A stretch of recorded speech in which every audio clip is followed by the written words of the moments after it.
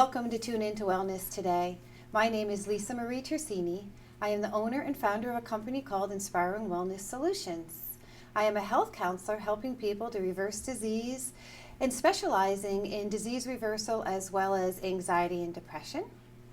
I'm also the founder and host of today's show called Tune In to Wellness today, and I am excited to tell you that we have a theme show called Community Communications. Today's guests all specialize in the community, wellness, and health, as well as in communications. And my first guest today is Buffy Owens from A Space to Grow.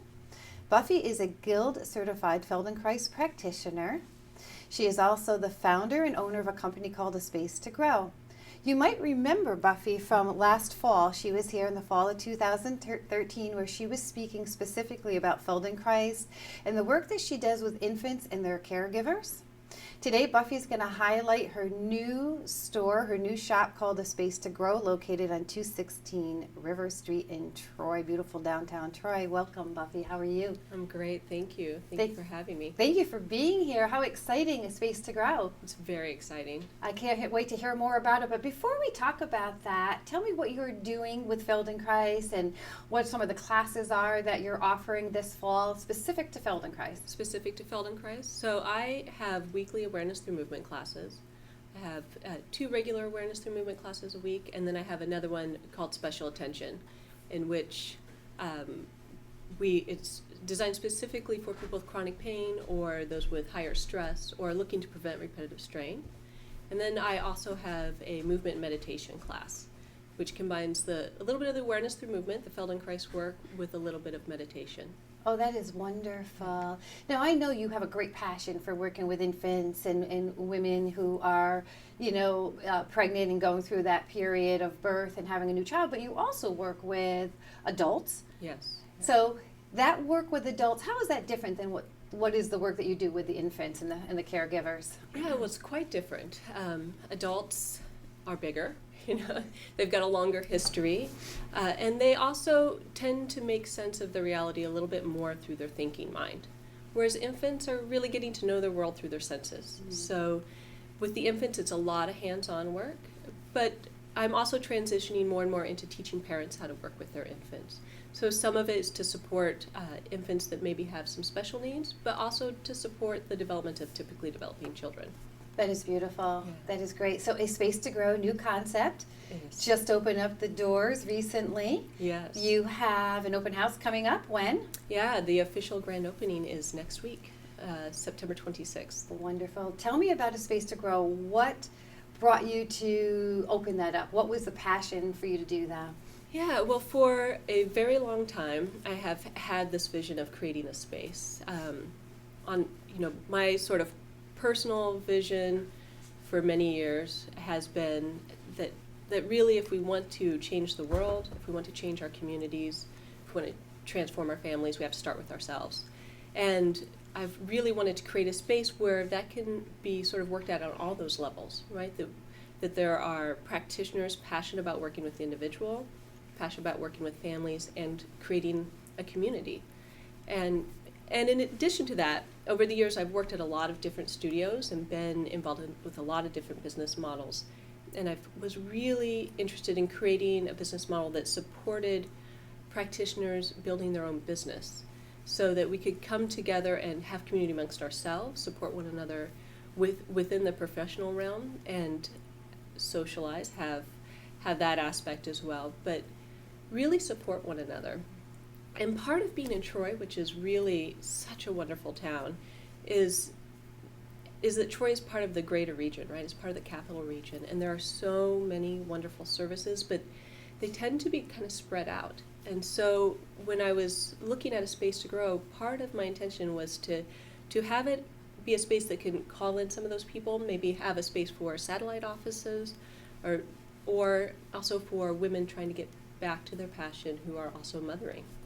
That is lovely. I love the model that you have developed in which you have practitioners, instructors, facilitators all working with you at A Space to Grow. Yeah.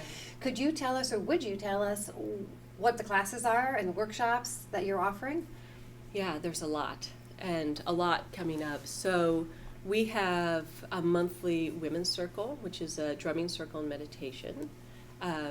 We have yoga nidra for preconception and pregnancy. We have sign language for parents and infants, compassionate communication. We have several wonderful workshops involving nutrition and life balance, and many more. Some of them are actually escaping my mind right now, but we do have some birth classes coming up as well. So the list just kind of keeps going. And it keeps growing, And right? it keeps growing, And yeah. it's beautiful. And the collaborativeness of bringing other professionals in to work with you, not for you, Yes. is a beautiful thing, for a lack of a better word. I love it. It's what Tune Into Wellness today is all about, is bringing practitioners in to share, about their modalities and services and products, and for us to collaboratively support one another, because in our supporting one another, we support the world as a whole Exactly. to heal. Exactly. Right? So that's fabulous. So you have these classes starting in the fall. Anything specific that you want to bring up to our attention right now? Well, I think, the classes are expanding and growing, but so are the practitioners that have private practice. So you'll be there, which will be fantastic. I'm so excited I'm about really that. looking forward to that. Yes. We've got a chiropractor that specializes in pregnancy and pediatrics and postpartum. Her biggest passion is really working with postpartum women. So there are so many wonderful things. I don't know if I can pick just one. And with that, there are so many benefits to what you're offering the other facilitators, instructors, as well as the community as a whole. Could you highlight 2 or 3 benefits of what someone would receive from treating with you or any of the other practitioners? Absolutely. So I think there are many things for many types of people. So for those looking to reduce stress or improve their quality of life, enhance their well-being, that is absolutely available and accessible through private sessions and a variety of classes and workshops. But then for the mother of a young infant, to have a space where she can have community, where she can learn about development, where she can learn about how to really support her child and her family in a really holistic way, from nutrition on. Sort of the benefits are endless. Beautiful. And communication, not only through to the people that come in for the healing, but communication through the practitioners as well. So you are developing a sense of community. Yes. Multifaceted sense of community. That is beautiful. Anything else you'd like to tell us? Well, just to come down. Okay. Come down, take a class, stay for tea. Most of our classes are designed with a tea and chat time afterwards. Beautiful. So really trying to build in that stay and have community. And if you haven't been to Troy in a while, it's definitely worth a visit.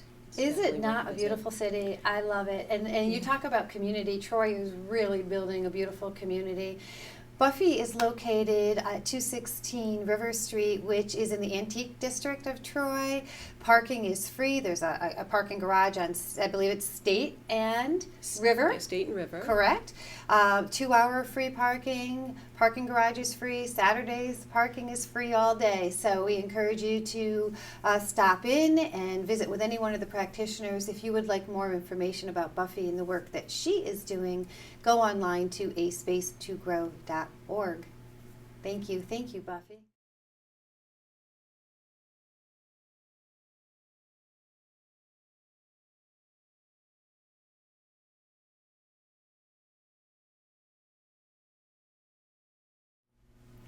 Today, my second guest is Rebecca Demarest from Happy Babel. Rebecca studied in college. She majored actually in American Sign Language as well as language acquisition of deaf children and psychology. In psychology, that's right. And went on to pursue her master's degree in speech language pathology, and opened up a company called Happy Babel. Happy Babel teaches sign language to infants and their parents. Welcome, Rebecca. Thank you. Thanks for being here. Thank you. I think all of us as a whole understand what sign language is as we're teaching children and adults. But what is sign language? What does that look like for infants? Well, for infants, it's quite a bit different than what American Sign Language looks like for deaf adults. it is more of a single sign gesture-based movement for each child, and an easier way to communicate than actually forming speech words until their muscles have developed and able to speak. It's wonderful. So, as a parent of a hearing child, if I had an infant, a hearing infant, and I wanted to take one of your classes, do I have any cause to be concerned that learning sign language would slow down their articulation, their ability to speak? Not at all. It actually is shown to speed up their language development and communication abilities. It is amazing how giving children a handful, 6 to 12 signs, exposing them from birth, 6 months, 12 months, can really boost them into making sentences, or spoken words earlier than their peers who are not being exposed to sign language. That's wonderful. Tell me about the programs you're offering. I know that you have a 6-week program where you teach the parents and children sign language, and the children are learning upwards to 80 signs? Yes, at the end of 6 weeks, there's anywhere, families take home anywhere between 80 to 90 to 100 signs, depending on how well you're able to retain those after class. There's always, support materials available for them to look up. But each week in the 6-week class each week, we do the same repetitive songs and lap bounces and routines for kids. And each week we focus on a certain theme where we learn signs relating to play, relating to routines during a baby's day, food, mealtime, outdoor signs, things that are really relevant to a child, as well as to the family who can bring those signs home and give their child or infant a way to communicate with them with their hands rather than cries and gestures and tantrums. Because there's a period of time, and you know this much better than I do, so correct me if I'm wrong, there's a period of time where the children are not yet able to speak, but they can communicate now through sign language, which I'm surmising is reducing frustration that the child might have, right? Because they want to express themselves, but they're just not sure how to express themselves. Exactly. In addition to sign language, tell us about the other programs and classes that Happy Babble is offering. I do the 6-week play class with the parents, the families, and the infants who come. And then I'm also offering parent workshops for parents who aren't able to make the class during the day, or expectant parents who are planning to use sign language with their children, or caregivers who are interested, grandmas, grandpas, daycare, who are interested in learning, getting a quick introduction of what it's like to sign with a child. And the parent workshops introduce maybe 30 to 40 signs to get you started at home as well. How does someone find out about you? I'm a grandmother, and certainly I never knew about Happy Babble when my grandchildren were younger. They're a little older now, but how would someone find out about that service? Because it's so unique and beautiful. It is actually something that is developing as recently in the last maybe decade as a trend for babies and infants and toddlers to learn to sign to boost that communication skill. Okay. And there are some different programs popping up across the country. I try to get the word out through different spaces that are frequented by young families, as well as the internet, my website. Great. Super. And what are you teaching at A Space to Grow? At Space to Grow, I have scheduled a couple parent workshops where the parents can come for just a couple hours and in an informal setting learn how to introduce sign language at home and what the signs are. And it is such a comfortable space, Buffy. I mean, what you have provided there in Troy is just, it's beautiful. It's warm when you walk in the door, so I surmise your clients feel that warmth when they're walking in. So in addition to helping alleviate the frustration that the children are having, and perhaps the parents have on the other end, what are some of the other benefits of learning sign language? It's a great way to connect to your child, to create this bond that you have. A child, as you know, if you can think of the first time a child uses the words mama, how that is so meaningful to a mom or a caregiver. And you have this special connection, this language that's going on before a child's able to talk, to be able to communicate. And it's also a little bit of a window into what they're thinking. You're able to have these conversations with the child who ordinarily wouldn't be able to say, oh, look, I see the moon up and through my window. But a 9-10-month-old is able to sign that and point and sign. There's so many things that are out there. A child who hasn't learned to sign would be able to point to something, but what is it that you're pointing to in this whole room? Or a child who is able to sign can kind of express to you what they're thinking for something that's not being able to point to. The moon is up in the sky, or I heard an airplane, which is not something human eyes show physically. So. Right. And with that sign language development, as they learn it, do you feel that it builds a greater sense of intimacy between the parent and the child? Yes, because you have such positive communications going on. You don't have the frustration. You do have typical toddler infant frustration, but you have a lot less. You have these wonderful experiences where your child's able to label something. They see their teddy bear and they're signing bear. You're able to, they look to you and you look to them, and of course you're excited for them, and that it creates a lot of self-esteem in both the parent and the child. How about with siblings? So if a parent has not offered this to their child because they were not aware of it, now they have maybe a 5 or 6 or 7-year-old, but now they have a newborn. Do we teach the sign language to the siblings as well? It can be. I actually have experienced a lot of interest in the preschool age children learning sign language in different daycare or preschool, nursery school environments and bringing it home, and parents getting interested in showing their infants as well. And it can, of course, it's a language. American Sign Language is its own language with its own grammar and linguistic structure, so of course it can be taught as a second language as well. I love it. Thank you so much for doing this work. It is Thank you. beautiful. Thank you. If you would like more information about Rebecca and the work she does, go online to happybabelsign.com. Thank you.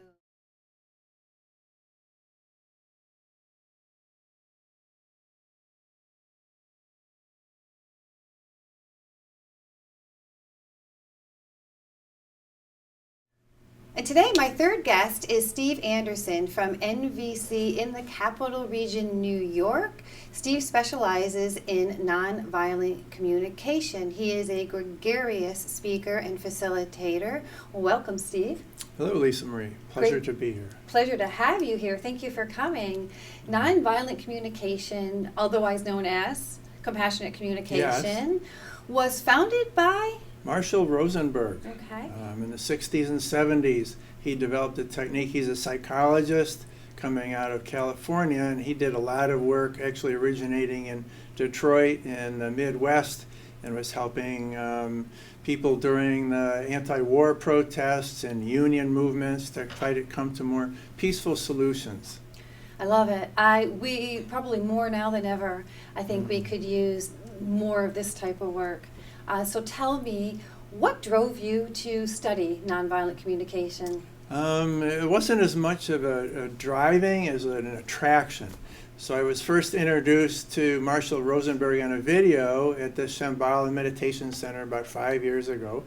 And I was still employed at the time, so I couldn't do much more than simply purely resonate with his message of peace and compassion. But as I was able to take early retirement from the corporate world, I dove in head first and took now over 110 hours of classes, traveled internationally to learn more about the technique, because initially I had a sense of its potential to bring peace to individuals and groups and communities. And now, as I study it and experience it more, I truly feel it in a more deep level. It's beautiful. At a very basic level, there's an old saying, agree to disagree. Mm-hmm. And that is probably, 101 at your level. And then what you do is take that and build off of that. Does that make sense? Are you building that kind of, we can all not agree, but well, you tell me how it works. Yeah, allow me to take a half a step back, if I may. Please. So stress is a normal part of most people's lives. And it's not something that should be avoided. It's part of who we are as human beings. And some of that stress for many of us nowadays will take the form of communications between different people or even conversations within ourselves. So a typical pattern might arise in those communications of a sense of, well, that person should do this, or should not do that, or even I myself should be this and not be something else.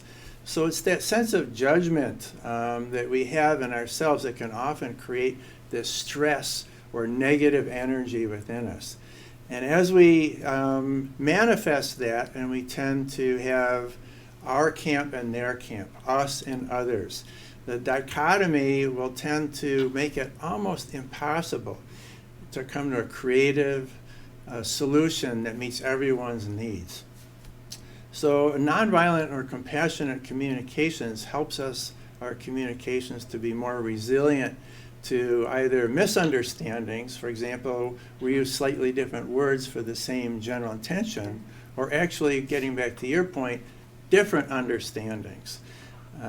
So I really believe something different than you do, but underneath all of that, and a key part of compassionate communications is realizing that we all are driven by the same basic human needs.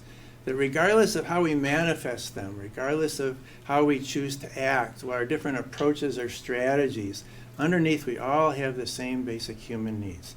And that might be, food and shelter and safety, safety for our children growing up, to manifest who we are, to give back to society, etc. So regardless of who we are across the world, if we realize that we have those same basic needs and see that as a commonality between us rather than our different approaches, then that engenders and cultivates this sense of peaceful connection. So, Steve, how do you go about helping people to learn to have more compassion for themselves, for their families, for the community as a whole? Well, we offer a couple of different techniques to share this technique. One is workshops. There's a group now of 4 facilitators in the Albany area that have significant educational backgrounds in studying nonviolent communications. And we offer workshops number 1, which is typically 6 to 8 hours of a classroom type setting where we share the fundamental techniques of nonviolent communications. And we actually start to role play, to practice, to feel it, because it's one thing to hear it in our heads, how something can work, but some of the role playing that we do helps people actually feel it. And it's that feeling, it's the tangible sense, heartfelt sense of how it works that helps us to integrate it into our life. So workshops is number 1. Number 2, after people have workshops, which is again is 6 to 8 hours, a good introduction, but perhaps not enough to fully integrate these techniques into our lives. It's kind of like introducing a new exercise technique in a gym. So you have to keep going back to get our muscles used to it. We offer practice groups. So practice groups will meet once or twice a month in this area. And it's maybe 15 or 20 people that come together and help each other practice these techniques and integrate them in different situations. Lastly, and third here, we offer just presentations, like maybe half an hour or hour-long sessions to introduce people to the general concept of nonviolent communications or compassionate communications. And we're having several of these come up at Space to Grow and other areas in the community. Are you teaching children as well as adults? Is there an age range that you teach these classes to? Oh, we yearn to teach children. I think that's where the highest potential is. Agree. At present, as we've been starting this for the past year or 2 in the Albany area, the focus is largely adults. But we really want to make inroads into the younger generation, because if you think about it, if we can help the younger people learn different ways of communicating, more congenial, collaborative ways of communicating, then perhaps we could mitigate some of the challenges that are heading our way in the world. I think we most definitely could mitigate some of those challenges. How do you believe that this type of work, compassionate communication, will impact the world as a whole? I can't say that I believe it will impact the world as a whole, because I don't know enough about the world. It's still a black box to me, too complicated, but I can share ways that I hope it would impact the world. And let me do that in terms of an example.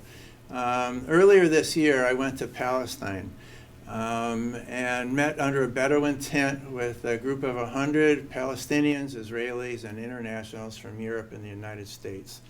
And we were learning about and practicing different techniques in nonviolent communications.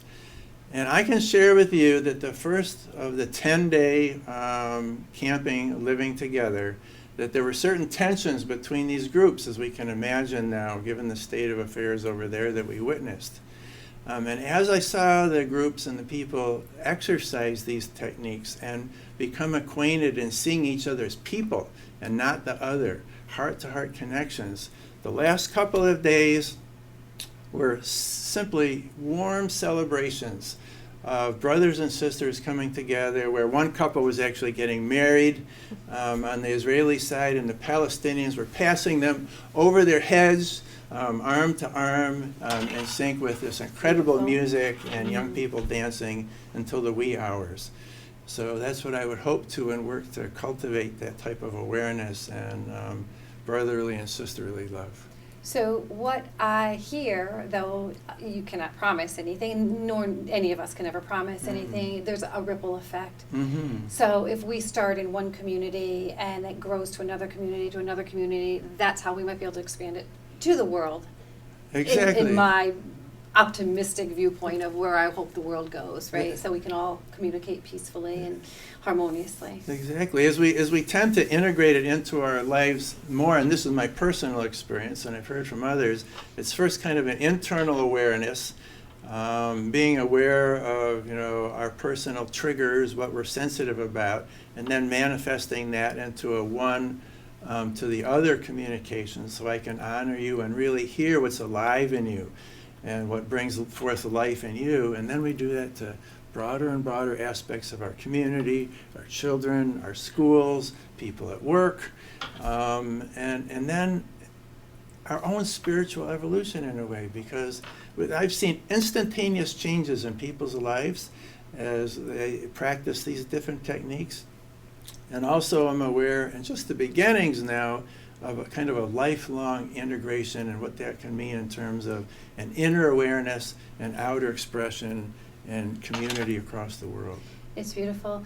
So you've given me so many beautiful benefits. Can you wrap up with one more powerful benefit that one could expect to receive individually if they were to take this program? Individual benefit of becoming acquainted with nonviolent communications, I think, is really a sense of inner peace.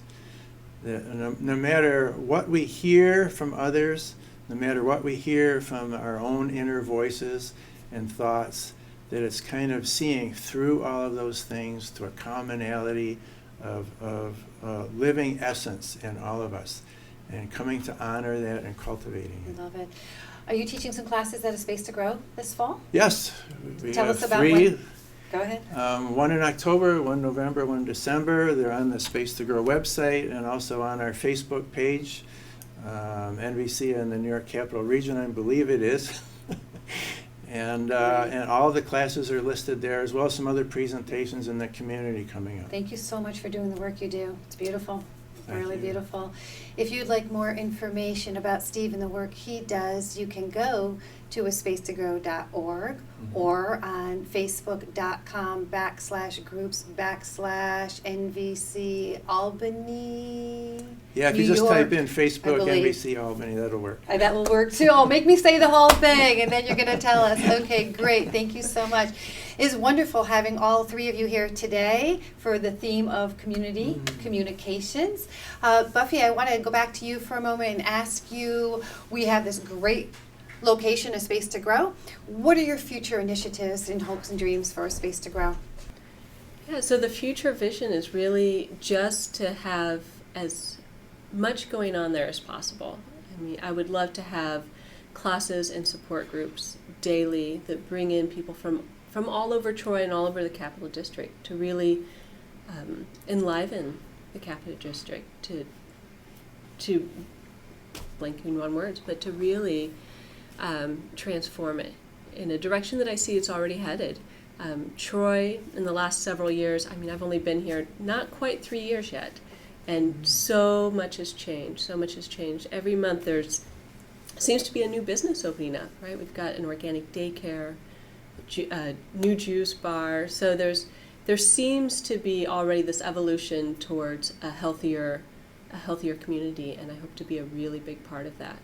I think you already are a very big part of it, and I think that's just going to continue to grow. So thank you for doing that.